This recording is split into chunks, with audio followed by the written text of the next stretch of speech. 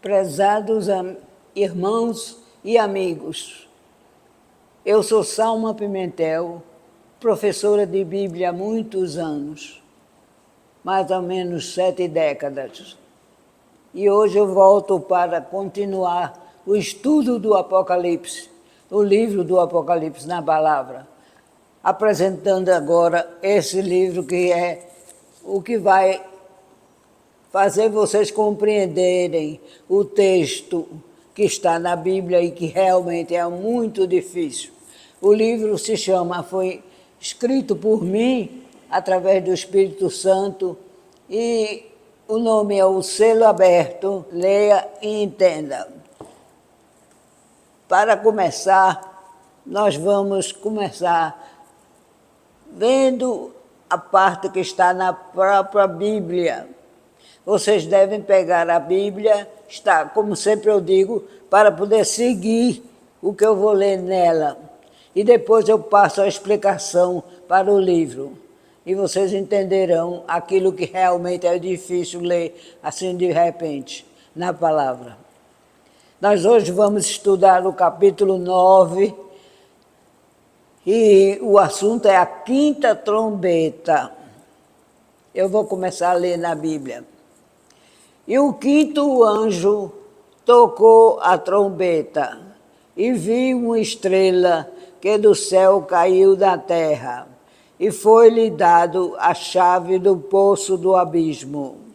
E abriu o poço do abismo, e subiu fumaça do poço, como a fumaça de uma grande fornalha.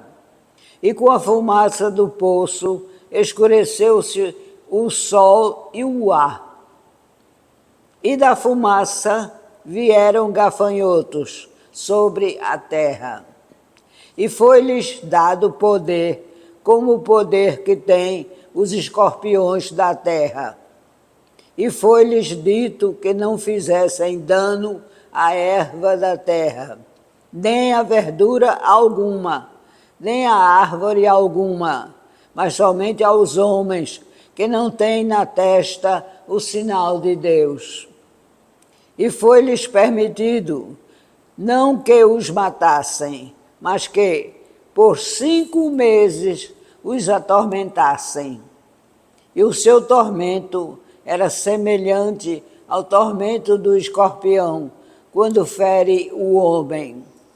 E naqueles dias, os homens buscarão a morte e não a acharão. E desejarão morrer, e a morte fugirá deles.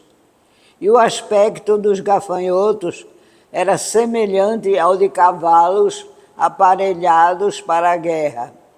E sobre a sua cabeça havia umas como coroas semelhante ao ouro. O seu rosto era como o rosto de homem, e tinham cabelos como cabelos de mulher. E os seus dentes eram como de leão, e tinham couraças como couraças de ferro, e o ruído das suas asas era como o ruído de carros, quando muitos cavalos correm ao combate. E tinham cauda semelhante à dos escorpiões, e aguilhão na cauda, e o seu poder era para danificar os homens por 5 meses. E tinham sobre si rei, o anjo do abismo. Em hebreu era o seu nome Abaddon, e em grego Apolion. Passado é já um ai. Eis que depois disso vem ainda 2 ais. Essa é a parte da Bíblia que é lida para vocês entenderem. Agora vamos ver a explicação do livro. Versículos 1 a 12 é a parte do capítulo 9. Começa então a segunda parte dos castigos, atingindo não a terra ou a natureza, mas aos homens. A quinta trombeta é tocada pelo anjo. E João vê uma grande estrela cair na terra.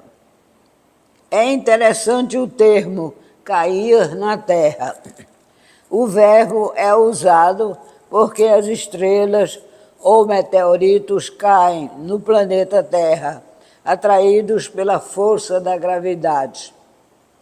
Muitos comentadores desse trecho veem uma ligação com Isaías, capítulo 14, versículo 12.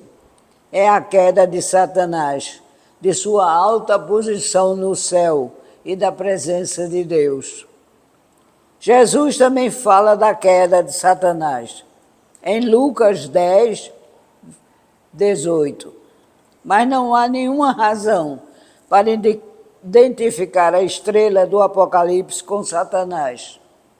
A linguagem do texto muda de estrela para aquele que é simbolizado pela estrela e ao qual foi dada a chave do poço do abismo e o abriu. Abismo é uma palavra muito usada no Apocalipse.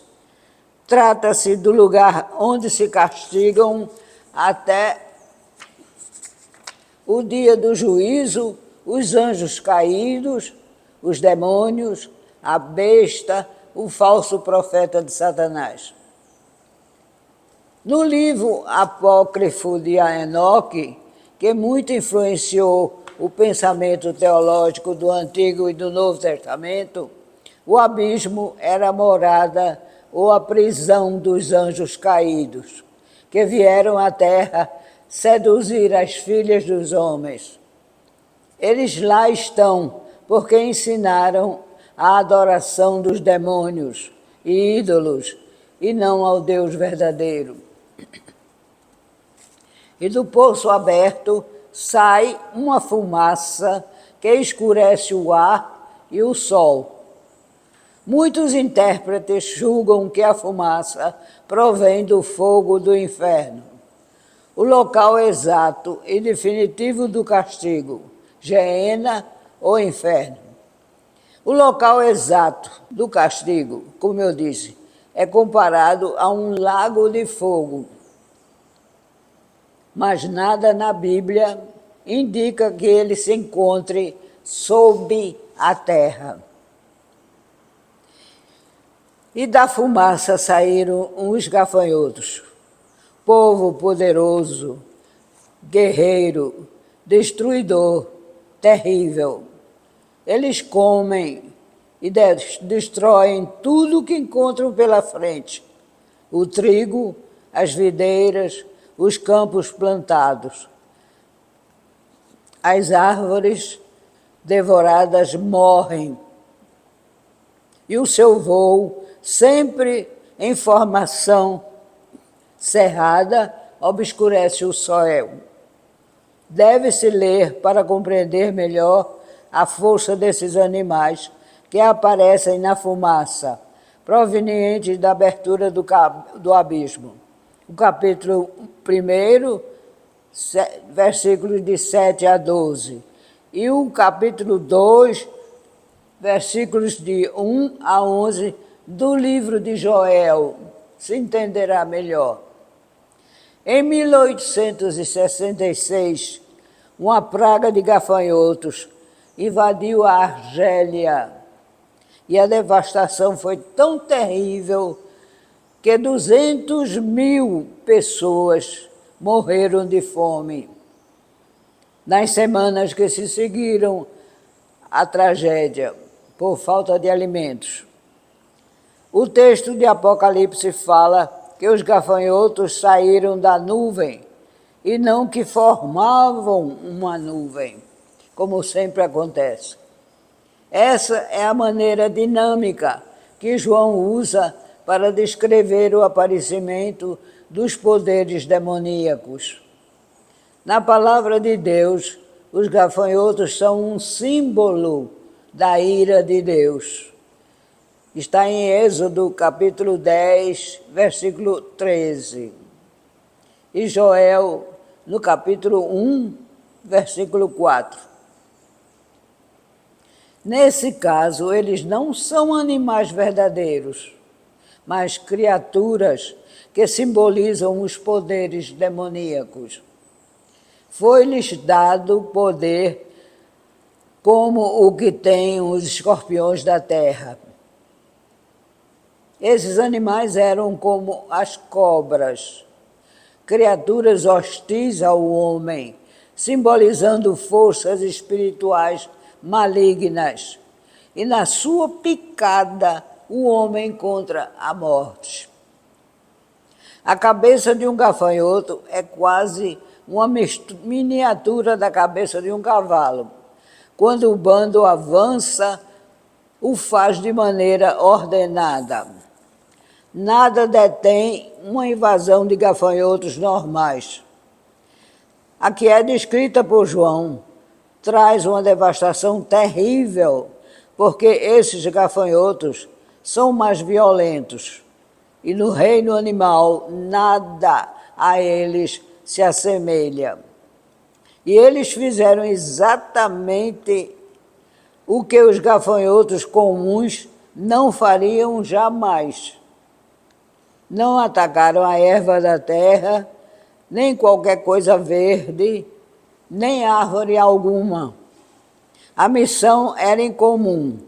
Atacaram homens, mas só aqueles que não tinham o selo de Deus em suas frontes. Entendemos então porque o povo de Deus foi selado. Porque o selo os deixa livres de sofrerem os efeitos da terrível praga que se abate sobre os homens rebeldes e adoradores da besta. Essa trombeta mostra-nos que a igreja sofrerá a perseguição demoníaca, mas será divinamente protegida. O tormento demorará 5 meses, continuamente, durante todo o período, mas foi-lhes recomendado que não matassem homem algum. O tormento era de tal monta, tão terrivelmente insuportável, que os homens buscariam a morte para alívio por eles mesmos. Deduz que o período de vida de um gafanhoto, desde o seu estado de larva até a sua plenitude de vida adulta, seria exatamente de 5 meses. Então seria durante uma geração de gafanhotos esse martírio. É o tempo de primavera e verão.